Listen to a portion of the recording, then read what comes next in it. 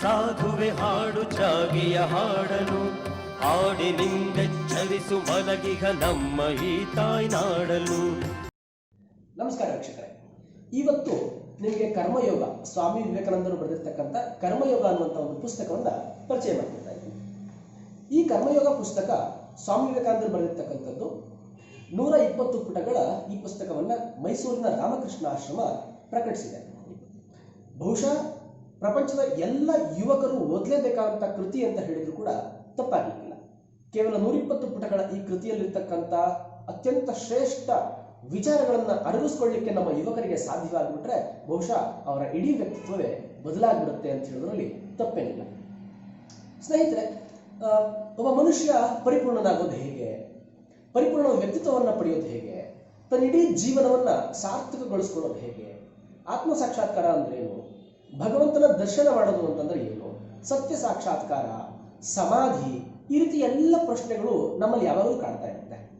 ಈ ಕುರಿತಂತೆ ಆಳವಾದಂಥ ಸಂಶೋಧನೆ ಕೈಗೊಂಡಂಥ ನಮ್ಮ ಪೂರ್ವಿಕರು, ಋಷಿಮುನಿಗಳು ಅನೇಕ ಸತ್ಯಗಳನ್ನು ಹೊರಗೆ ಹಾಕಿದ್ದಾರೆ. ಆ ಸತ್ಯವನ್ನು ಕಂಡುಕೊಳ್ಳಲಿಕ್ಕೆ ಬೇಕಾದಂಥ ದಾರಿಗಳನ್ನು ಗುರುತಿಸಿದ್ದಾರೆ. ಶಾಸ್ತ್ರಗಳ ಮುಖಾಂತರ ಆ ದಾರಿಗಳಿನ್ನೂ ಜೀವಂತವಾಗಿದೆ. ಶಾಸ್ತ್ರಗಳು ಸೂಚಿಸಿರುವಂಥ ಪ್ರಕಾರ, ಭಾರತದ ಹಿಂದೂ ಧರ್ಮದ ಶಾಸ್ತ್ರಗಳು, ಆಧ್ಯಾತ್ಮಿಕ ಗ್ರಂಥಗಳು ಸೂಚಿಸಿರುವಂಥ ಪ್ರಕಾರ ಪ್ರಮುಖವಾಗಿ 4 ಮಾರ್ಗಗಳು ಸತ್ಯ ಸಾಕ್ಷಾತ್ಕಾರಕ್ಕಿದೆ. ಆ 4 ಮಾರ್ಗಗಳಲ್ಲಿ ಜ್ಞಾನಯೋಗ, ಭಕ್ತಿಯೋಗ, ರಾಜಯೋಗ ಮತ್ತು ಕರ್ಮಯೋಗ ಇವು ಪ್ರಮುಖವಾಗಿದೆ. ಅನೇಕ ಪಥಗಳು ಆತ್ಮದರ್ಶನಕ್ಕೆ, ಭಗವಂತನ ದರ್ಶನಕ್ಕೆ ಇದ್ದಾಗ್ಯೂ ಸಹ ಈ 4 ಪ್ರಮುಖವಾದಂತಹ ಪಥಗಳು ಮನುಷ್ಯರನ್ನ ಭಗವಂತನಿಗೆ ಕರ್ಕೊಂಡು ಹೋಗ್ಲಿಕ್ಕೆ ತುಂಬಾ ಸಹಾಯವನ್ನು ಮಾಡುತ್ತೆ ಅಂತ ಹೇಳ್ತಾರೆ. ಆ 4ರಲ್ಲಿ ಕರ್ಮಯೋಗ ಅನ್ನುವಂಥ ಯೋಗಕ್ಕೆ ವಿಶೇಷ ಪ್ರಾಮುಖ್ಯತೆ ಉಂಟು. ಭಗವದ್ಗೀತೆಯಲ್ಲಿ ಶ್ರೀಕೃಷ್ಣ ಪರಮಾತ್ಮ ಸಹ ಅನೇಕ ಯೋಗಗಳನ್ನು ಕುರಿತು ಮಾತನಾಡಿದ್ರೂ ಸಹ ಕರ್ಮಯೋಗದ ಕುರಿತಂತೆ ಆತ ವಿಶೇಷವಾಗಿ ಆಸಕ್ತಿ ವಹಿಸಿದ್ದಾನೆ. ಈ ಕರ್ಮಯೋಗದ ಕುರಿತಂತೆ ಸ್ವಾಮಿ ವಿವೇಕಾನಂದರ ಚಿಂತನೆ ಹೇಗಿತ್ತು ಅನ್ನೋದನ್ನ ಈ ಕೃತಿ ನಮಗೆ ಪ್ರಸ್ತುತಪಡಿಸುತ್ತೆ. ಸ್ನೇಹಿತರೆ, ಯುವಕರಲ್ಲಿ ಅನೇಕ ಪ್ರಶ್ನೆಗಳಿರ್ತದೆ. ಪ್ರಾಯಕ್ಕೆ ಕಾಲಿಟ್ಟಂತ ಯುವಕರು ಅಥವಾ ತಮ್ಮ ವಿದ್ಯಾಭ್ಯಾಸವನ್ನು ಮುಗಿಸಿದಂಥ ಯುವಕರು ಕೆಲಸದ ಹುಡುಕಾಟದಲ್ಲಿ ಇರಬೇಕಾದ್ರೆ ಸಂಸಾರದ ಒತ್ತಡಗಳು, ವಿದ್ಯಾಭ್ಯಾಸದ ಅನೇಕ ಮಜಲುಗಳನ್ನು ದಾಟಿದ ನಂತರ ಅವರಿಗೆ ಅನೇಕ ಪ್ರಶ್ನೆಗಳು ಮನಸ್ಸಿನಲ್ಲಿ ಹುಟ್ಟೋದು ಸಹಜ. ಖಿನ್ನತೆ, ಆತಂಕ, ಭಯ, ದುಗುಡ, ಭ್ರಮನಿರಸನಗಳು, ಅನೇಕ ವಿಚಾರಗಳು ಯುವಕರ ಮನಸ್ಸಿನಲ್ಲಿ ತಲ್ಲಣದ ಸುನಾಮಿಯನ್ನು ಎಬ್ಬಿಸುತ್ತಿರುತ್ತೆ. ಬಹುಶಃ ಆ ಎಲ್ಲ ತಲ್ಲಣಗಳಿಗೆ, ಆ ತಲ್ಲಣಗಳ ಸುನಾಮಿಯನ್ನ ಶಾಮನಗೊಳಿಸುವಂತ ಶಕ್ತಿ ವಿವೇಕಾನಂದರು ಬರೆದಿರ್ತಕ್ಕಂಥ ಈ ಕರ್ಮಯುಗಕ್ಕೆ ಇದೆ ಅಂತ ಹೇಳಿದ್ರೆ ತಪ್ಪಾಗಲಿಕ್ಕಿಲ್ಲ. ಭಗವಂತನನ್ನು ಹುಡುಕೋದಿಕ್ಕೆ ಇರತಕ್ಕಂಥ ಪ್ರಮುಖವಾದಂತಹ 4 ದಾರಿಗಳಲ್ಲಿ ಜ್ಞಾನಯೋಗ ಬುದ್ಧಿಯ ಮುಖಾಂತರ, ಜ್ಞಾನದ ಮುಖಾಂತರ ಭಗವಂತನ ಇರುವಿಕೆಯನ್ನ ಪತ್ತೆ ಹಚ್ಚಲಿಕ್ಕೆ ಸಹಾಯ ಮಾಡಿದ್ರೆ, ಭಕ್ತಿಯೋಗ ಭಕ್ತಿಯ ಮುಖಾಂತರ ಭಗವಂತನ ಇರುವಿಕೆಯನ್ನ ಹುಡುಕಲಿಕ್ಕೆ ನಮ್ಗೆ ಸಹಾಯ ಮಾಡುತ್ತೆ.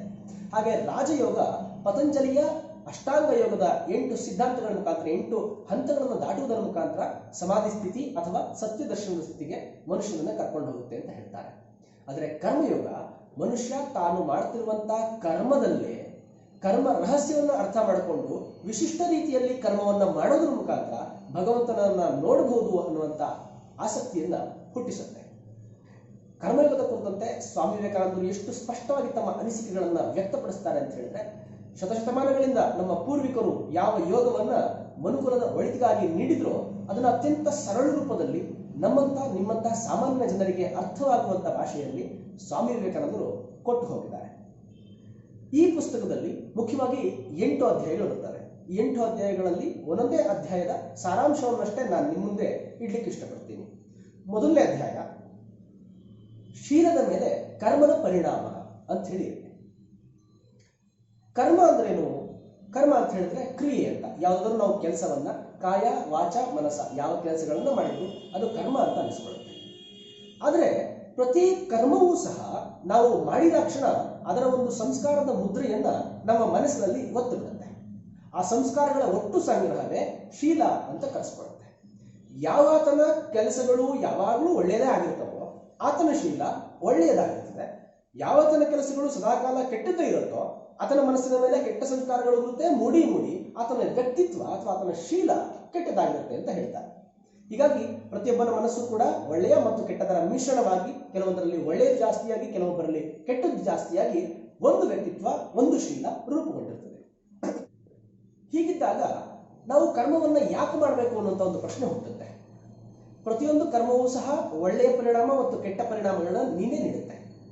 ಕರ್ಮ ಸಿದ್ಧಾಂತದ ಪ್ರಕಾರ ನಾವು ಮಾಡುವಂತ ಪ್ರತಿಯೊಂದು ಕೆಲಸಕ್ಕೂ ಸಹ ಸರಿಯಾದಂತ ಪ್ರಮಾಣದ ಅದರಷ್ಟೇ ಮೌಲ್ಯದ ಹಿಂತಿರುಗುವಿಕೆ ಇರುತ್ತೆ ಅಂತ.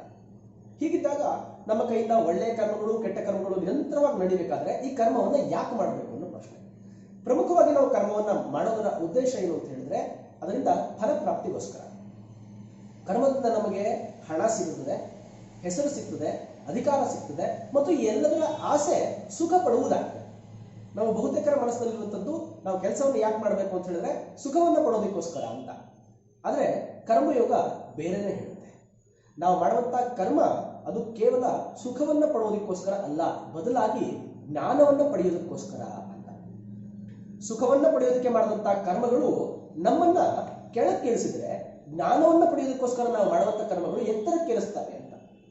ಇನ್ನೂ ಒಂದು ಹೆಜ್ಜೆ ಮುಂದೆ ಹೋಗಿ ಅವರು ಹೇಳ್ತಾರೆ, ಸುಖ ಮತ್ತು ದುಃಖಗಳು ಜೀವನಕ್ಕೆ ಕೇವಲ ಶಿಕ್ಷಕರು ಅಂತ, ಆದರೆ ನಮ್ಮ ಗುರಿ ಯಾವಾಗಲೂ ಜ್ಞಾನವೇ ಆಗಿರುತ್ತೆ ಅಂತ. ತಿಳಿದೋ ತಿಳಿದೆಯೋ ನಾವು ಜ್ಞಾನವನ್ನು ಹುಡುಕೊಂಡೇ ಎಲ್ಲ ಕೆಲಸಗಳನ್ನು ಮಾಡ್ತಿರ್ತೀವಿ ಅನ್ನೋದನ್ನ ಸ್ವಾಮಿ ವಿವೇಕಾನಂದರು ಇಲ್ಲಿ ಸ್ಪಷ್ಟಪಡಿಸ್ತಾರೆ. ಜ್ಞಾನ ಎಲ್ಲೋ ಹೊರಗಡೆಯಿಂದ ಹುಡುಕುವಂಥದ್ದಲ್ಲ, ಬದಲಾಗಿ ಅದಾಗಲೇ ನಮ್ಮೊಳಗೆ ಸುಪ್ತವಾಗಿರ್ತಕ್ಕಂಥದ್ದು. ಆ ಜ್ಞಾನದ ಮೇಲೆ ಅಜ್ಞಾನದ ಅಂಧಕಾರ ಕೌದುಕೊಂಡಿರೋದ್ರಿಂದ ಜ್ಞಾನ ಹೊರಗಡೆ ಕಾಣೋದಿಲ್ಲ ಅಂತ ಹೇಳ್ತಾರೆ. ಹೀಗಾಗಿ ನಾವು ಜ್ಞಾನವನ್ನ ಪಡೀಬೇಕು ಅಂತ ಹೇಳಿದ್ರೆ ಮಾಡಬೇಕಾಗಿರುವಂತ ಕೆಲಸ ಹೊರಗಡೆ ಹುಡುಕೋದಲ್ಲ, ಬದಲಾಗಿ ನಮ್ಮ ಒಳಗಡೆ ಇರತಕ್ಕಂಥ ಅಂಧಕಾರದ ಪೊರೆಯನ್ನ ಸರಿಸಿದ್ರೆ ಅದಾಗಲೇ ನಾವು ಜ್ಞಾನದಿಂದ ತುಂಬಿರುವಂಥದ್ದು ನಮ್ಮ ಅನುಭವಕ್ಕೆ ಬರುತ್ತೆ ಅಂತ. ಆ ಅನುಭವಕ್ಕೆ ಬರಬೇಕು ಅಂತ ಹೇಳಿದ್ರೆ ಕರ್ಮವನ್ನ ಮಾಡುವಂತ ರಹಸ್ಯವನ್ನ ಅರ್ಥ ಮಾಡಿಕೊಳ್ಬೇಕು. ಕರ್ಮವನ್ನ ಮಾಡುವಂತ ವಿಧಾನವನ್ನ, ಸರಿಯಾದ ಕರ್ಮವನ್ನ ಮಾಡುವಂತ ವಿಧಾನವನ್ನ ಅರಿತುಕೊಳ್ಬೇಕು ಅಂತ ವಿವೇಕಾನಂದರು ಹೇಳ್ತಾರೆ. ಇನ್ನು 2ನೇ ಅಧ್ಯಾಯದಲ್ಲಿ ಯಾರು ದೊಡ್ಡವರು ಅನ್ನೋ ಪ್ರಶ್ನೆ ಬರುತ್ತೆ. ನಾವೆಲ್ಲ ಕೆಲಸ ಮಾಡ್ತಾ ಇದ್ದೀವಿ, ಒಬ್ಬೊಬ್ಬರು ಒಂದೊಂದು ಕೆಲಸ ಮಾಡ್ತಾರೆ. ಇಲ್ಲಿ ಯಾರು ದೊಡ್ಡವರು? ಪ್ರಮುಖವಾಗಿ ಕರ್ಮಗಳಲ್ಲಿ ನಾವು ನೋಡತಕ್ಕಂಥದ್ದು ಸನ್ಯಾಸ ಕರ್ಮ ಮತ್ತು ಗೃಹಸ್ಥ ಕರ್ಮ, ಒಂದು ನಿವೃತ್ತಿ ಒಂದು ಪ್ರವೃತ್ತಿ.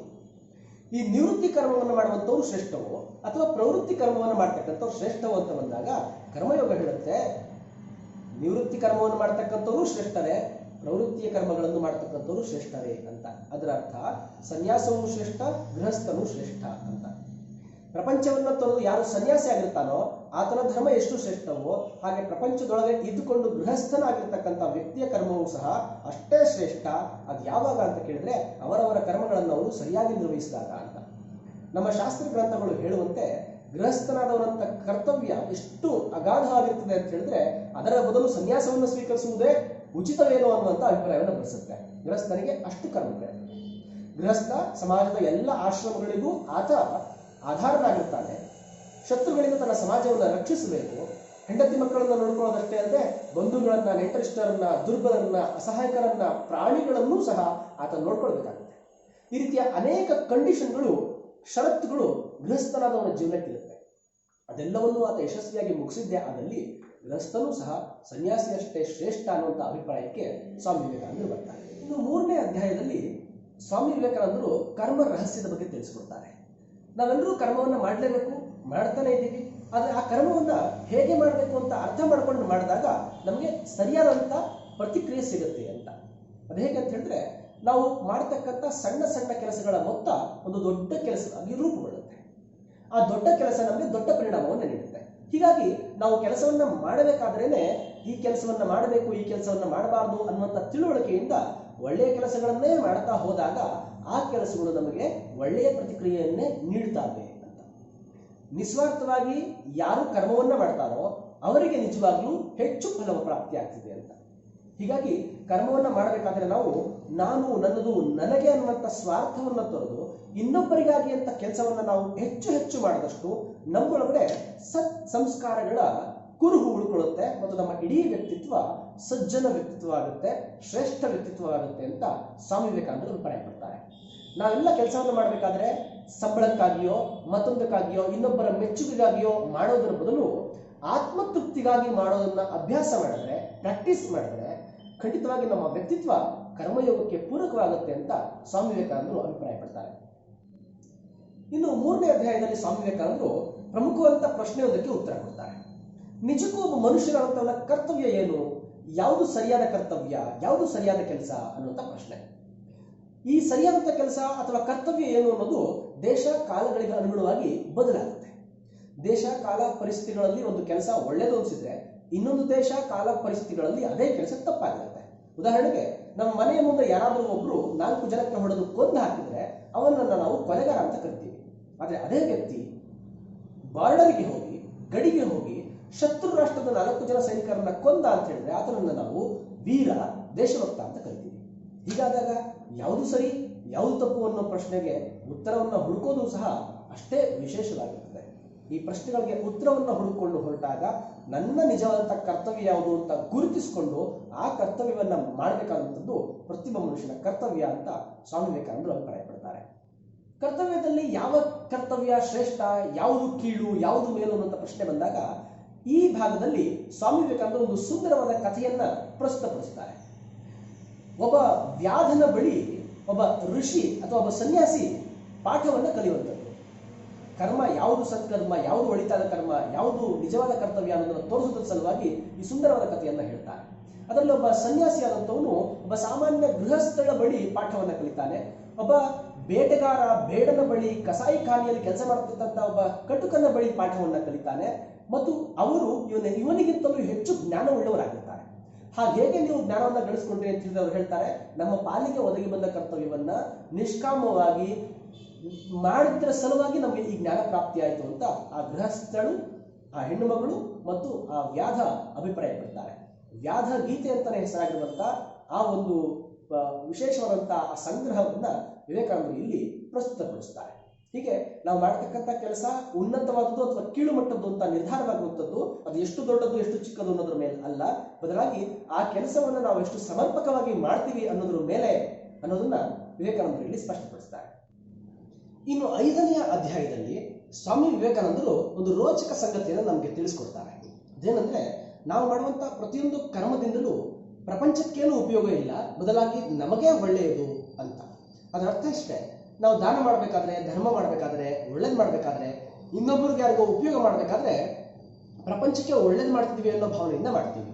ಆ ಭಾವನೆ ತಪ್ಪಲ್ಲ, ಆದರೆ ಅದು ಸತ್ಯವಲ್ಲ, ಅದು ಭ್ರಮೆ ಅಂತ ವಿವೇಕಾನಂದರು ಅಭಿಪ್ರಾಯ ಪಡ್ತಾರೆ.